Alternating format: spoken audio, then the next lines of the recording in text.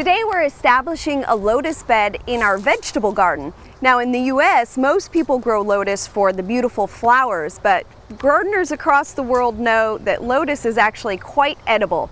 In Asia, it's used widely both for the rhizomes as well as the seeds. The flowers and the leaves are also edible. You might have seen the very recognizable form of lotus root in an Asian dish. Has a distinctive pattern of holes, which is the length of the rhizome and their air chambers inside that rhizome. So when you cut across it, you could see all the openings. The seed heads are also very unique. I took these out of a dried flower arrangement. The seed pods are quite popular for dried flowers, and if you look over here at the flower, you can see that this is the central portion of that flower. As it develops, it'll grow and eventually, as it dries, harden into this pod. The seeds are inside of here, and they are remarkably long-lived. Seeds that are over 2,000 years old have been successfully germinated, but to do that, you have to file them down, which is called scarifying, and that allows the seed to germinate. If you harvest these seeds before they mature, they make a wonderful edible food. They're popular in Asian markets. You can see they're not brown, they're not as dried when they're harvested. And last night I experimented a little and made some roasted lotus seeds with a curry powder seasoning. Actually quite tasty and nutritious. But today we want to plant. And so to start with, in nature, lotus grow at the edges of wetlands, and so they need a nice soggy, muddy soil. You can establish a bed for your lotus, or you could create that environment within a large container like a whiskey barrel that has a liner in it. But you don't want to mix your lotus with your water lilies and other water gardening plants, because these guys are really aggressive and will spread throughout the bed. So our bed is 10 feet by 5 feet, and we've lined it with a pond liner, a very thick liner, and also underneath we put a geotextile cloth just to protect that liner. Now the soil is important. This is the time when we get to use the worst soils we have available. We want a nice heavy clay or loam soil with very little organic matter. The organic matter, when it sits in water, decomposes and contributes to algae problems. So if you have some horrible clay you dug out of an area, or maybe even visit a construction site and get some clay soil, use that in your bed. And we have a layer that is about 8 inches. If you're working in a container, you want at least 6 to 8 inches of soil in the bottom. And the next step before we plant is we actually want to moisten this.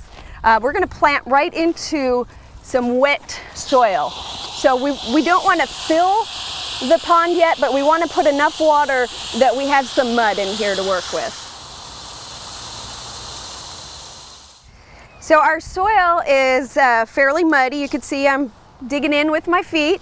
What I want to do is dig some trenches where I'm going to lay the rhizomes into the soil, and we don't really need to put them very deep.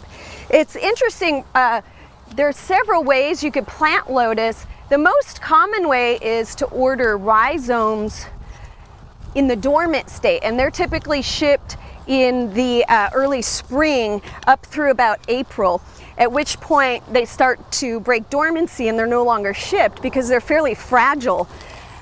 I talked about starting from seed, which is another option. Less often you can start with plants like we have here.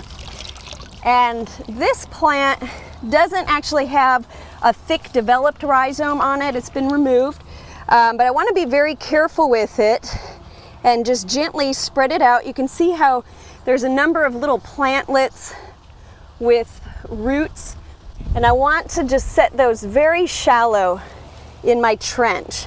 And I tried to design this. These plants spread very rapidly, so I'm laying these out in a way that they can spread and fill out this bed before too long. Now, looking at the end, the very end, this is the growing point of the plant right here. we don't want that to be under the soil. We want to make sure that's above the soil. So I'm going to put that at the very end, and actually I want to turn it a little.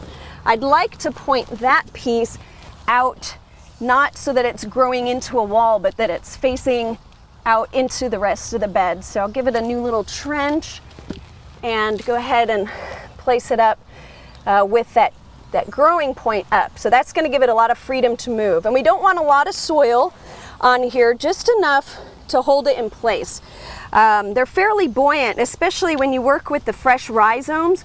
All those air chambers allow for flotation, so we want to be careful with them.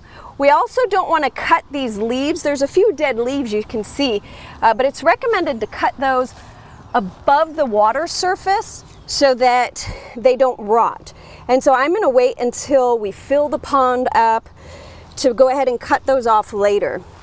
Now, if you find that you've put your plants in place and you fill up with water and they're floating, you can use rocks. And this is a little bit more important when you're working with a rhizome because of those air chambers. And you just want to gently set a rock over that rhizome or over the shoot to hold it down. And as the roots grow, it'll secure it into the mud. Now, there are only 2 species in the genus of the lotus family, the Nelumbo, and this one with its yellow flower is our native species. This is Nelumbo lutea. The one more commonly grown for an edible is going to be the Asian species, but both are edible, and in fact Native Americans would have used this plant as a food source. Now, most commonly when a plant is used for production, it's grown as an annual. But we're going to go ahead and grow this as a perennial. And I want to be real careful. I'm going slowly here. The roots are kind of entwined, but I don't want to damage these growing points on the plant. You can see this one's a little bit larger and quite entwined. It's growing in a circle in its container. So just work slowly in untwining your plant. Again, as I lay this piece in my trench, I want to keep that growing tip up out of the soil and just put enough on here to hold it in place. I don't want to bury it too deep. If you need rocks, you'll notice more when you're finished if you need rocks. The other thing I'm trying to do is pull the leaves up so that they're not being buried in the soil. And I got my flower all muddy, but we'll wash that off when we come back in and fill this up. Okay, so now that the plant is all laid out, we can go ahead and fill this up with water. We want to fill to a depth of about at least 4 inches above the stems. They can actually live in water depths up to about 18 inches. In the wild, you might find them 3 feet deep in the water. But in the landscape, 8 to 12 inches is probably an ideal depth. I'm also going to do a little bit of rinsing. Lotus leaves wash pretty well. They're designed to keep the water off. And as it fills, I'll come in and lift these up above the water. At this time, we don't want to put any fertilizers on the plant, but they will be heavy feeders as they grow.